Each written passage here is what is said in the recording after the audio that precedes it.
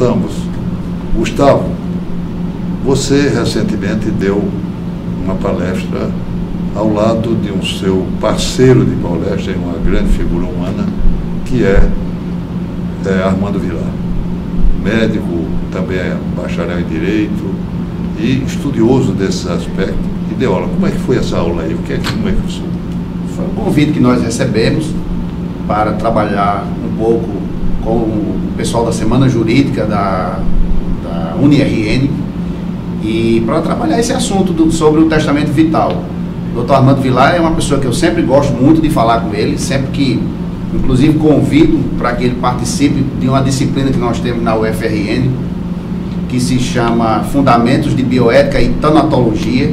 Posteriormente eu falo um pouco mais sobre essa disciplina, mas o Dr. Armando é uma pessoa que sempre está presente conosco, ajudando, porque ele é uma referência na área da bioética, tanto nacional, tem livros escritos como autoria e coautor, com palestras no país e fora do país. Então, uma pessoa que sempre a gente gosta de estar trabalhando junto com ele, e nesse dia, nessa palestra da UniRN, foi muito bom, porque tratamos sobre aspectos médicos e jurídicos para pessoas da área médica e para pessoas da área do direito também.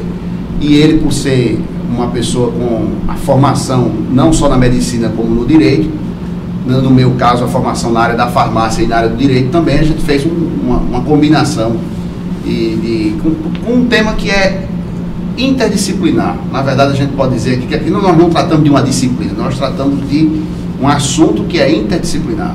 As pessoas que tratam desse assunto... Você já escreveu um livro, você é um escritor também, e escreveu um livro, você poderia mostrar aqui para o pessoal sobre bioética? Pois não.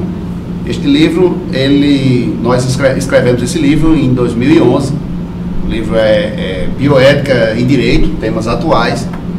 E neste livro a gente trata sobre assuntos como a fertilização in vitro, questões relacionadas à fertilização in vitro, sobre a questão da anencefalia.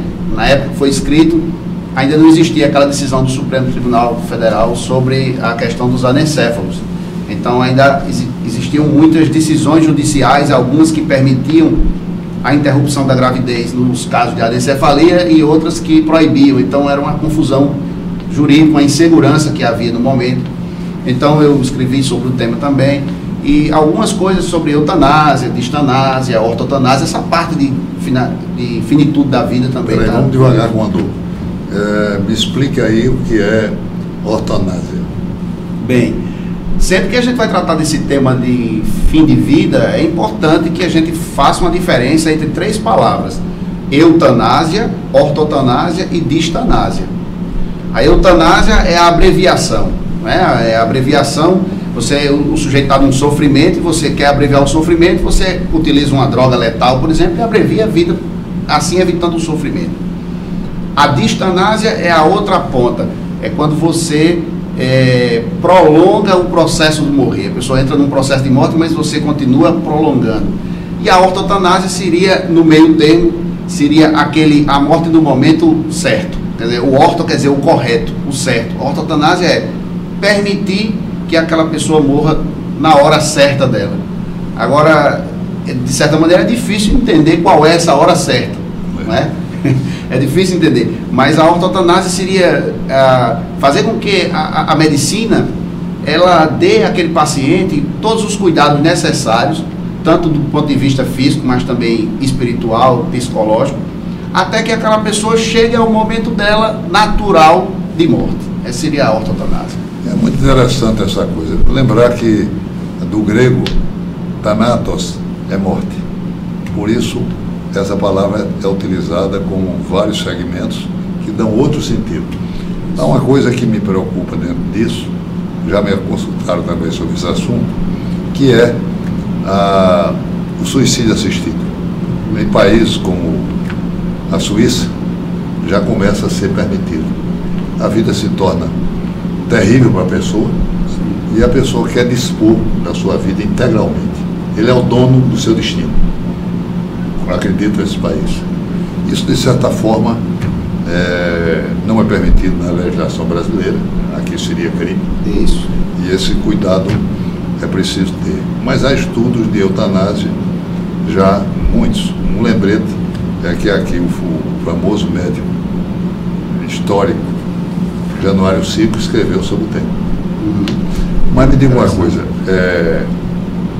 isso está entrando ao país. Eu imagino que é possível dispor, e para dar efeito de terceiro e público, pode ser registrado em cartório. Esse é um ponto muito interessante. É que, infelizmente, as coisas do ponto de vista científico e tecnológico, elas vão acontecendo, mas o nosso direito não acompanha na mesma velocidade.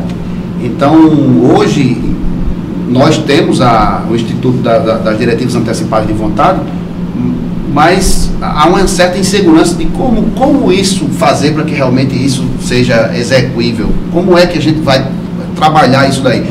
O Conselho Federal de Medicina diz que basta o registro no prontuário do paciente. Mas que segurança tem apenas um registro no prontuário do paciente? Isso se fala... Perante terceiro, um cartório específico, que é o cartório de tipos e documentos, e que dá um efeito para terceiros.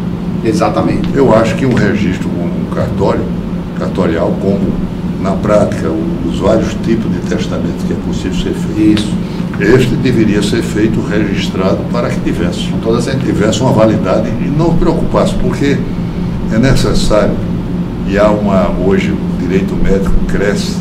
Nos Estados Unidos se toma a metade do que você paga quase para garantir ao médico uma possibilidade de indenização. Fica lá aquela coisa, eu sei que paga muito mais caro.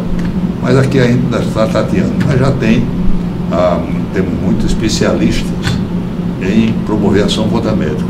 E isso é grave. Sim. Qualquer coisa que ele se fere, a vida humana é finita, claro. E muitas vezes o médico não faz milagre. Então é preciso que haja o estabelecimento de um direito médico dessa possibilidade. Mas fique conosco, nós voltamos já com o Gustavo.